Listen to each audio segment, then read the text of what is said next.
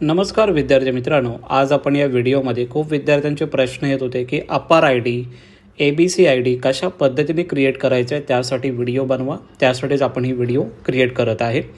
मोबाईलमधून आपण बनवत आहे व्हिडिओ, जेणेकरून सर्व जे काही विद्यार्थी असतील त्यांनी properly mobile through directly download करतील.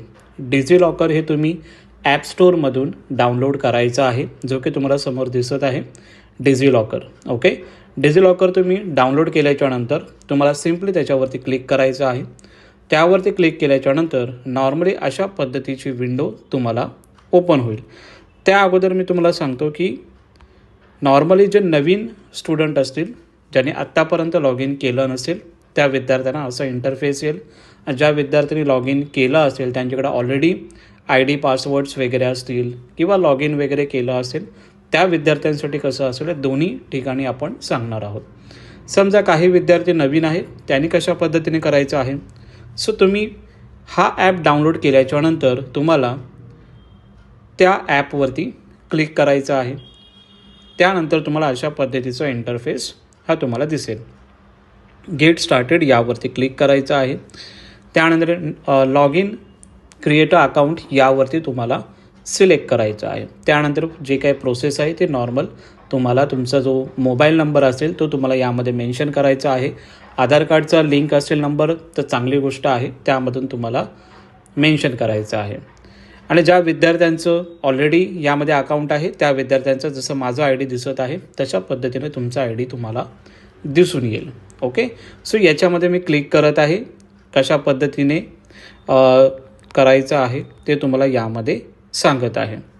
सो याच्यामध्ये लॉग इन केल्याच्यानंतर लॉग इन केल्याच्यानंतर नॉर्मली तुम्हाला अशा पद्धतीचा इंटरफेस हा समोर तुम्हाला दिसणार आहे. ओके, त्यामध्ये तुम्हाला काय करायचं आहे, सर्च या बटनवरती क्लिक करायचं आहे. सर्चवरती क्लिक केल्याच्यानंतर इथे तुम्हाला सर्चमध्ये टाकायचं आहे APPAR, म्हणजेच APPAR म्हणजे अपार आय डी असं तुम्हाला मेन्शन करायचं आहे. इथे खालती तुम्हाला अकॅडमिक बँक ऑफ क्रेडिट्स हा ऑप्शन तुम्हाला दिसेल, त्याच्या खालती अपार आय डी ऑप्शन आहे, त्यावरती क्लिक करा. त्यावरती क्लिक केल्याच्यानंतर तुम्हाला अशा पद्धतीची विंडो तुम्हाला ओपन होईल. ओके, सो यामध्ये मग तुम्हाला आयडेंटिटी टाईपमध्ये तुम्हाला काय करायचं आहे, तुमचा रोल नंबर दिलेला आहे, रजिस्ट्रेशन नंबर दिलेला आहे, एनरोलमेंट नंबर दिलेला आहे, न्यू ॲडमिशन जर तुमचं असेल तर ते लिहिलेलं आहे, नन लिहिलेलं आहे. यामध्ये ज्या विद्यार्थ्यांचं ऑलरेडी आता 12th असतील किंवा ग्रॅज्युएशनच्या इयरमध्ये असतील तर तुम्हाला रोल नंबर असेल तर तुम्ही रोल नंबर टाकू शकता. यामध्ये रजिस्ट्रेशन नंबर, यामध्ये एनरोलमेंट नंबर जर बघितलं तर PRN नंबर वगैरे तुम्ही यामध्ये टाकू शकता.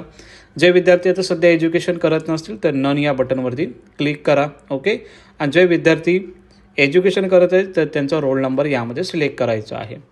कोणत्या स्टुडंट कोणत्या युनिव्हर्सिटीचे आहात ते तुम्हाला यामध्ये सिलेक्ट करायचे. समजा मुंबई युनिव्हर्सिटीचे आहात तर तुम्हाला मुंबई युनिव्हर्सिटी असं तुम्ही सिलेक्ट करा. तुम्हाला हे सर्व इन्फॉर्मेशन इकडे खालती तुम्हाला दिसून येतील. जो तुमची युनिव्हर्सिटी असेल ती युनिव्हर्सिटी तुम्हाला सिलेक्ट करायचं आहे.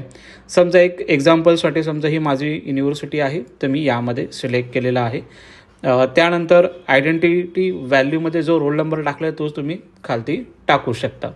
त्यानंतर जर आपण बघितलं तर काही मुंबई युनिव्हर्सिटीचे स्टुडंट असतील तर मुंबई युनिव्हर्सिटी सिलेक्ट करतील, पुणे युनिव्हर्सिटीचे असतील तर पुणे युनिव्हर्सिटी यामध्ये तुम्हाला सिलेक्ट करायचं आहे. त्यामध्ये पण तुम्हाला काय करायचं आहे, यामध्ये सर्चमध्ये जे काही युनिव्हर्सिटी तुमची असेल पुणे युनिव्हर्सिटी, सो ह्या पद्धतीने सावित्रीबाई फुले युनिव्हर्सिटी जे दिसत आहे तशा पद्धतीने तुम्हाला सिलेक्ट करायचं आहे.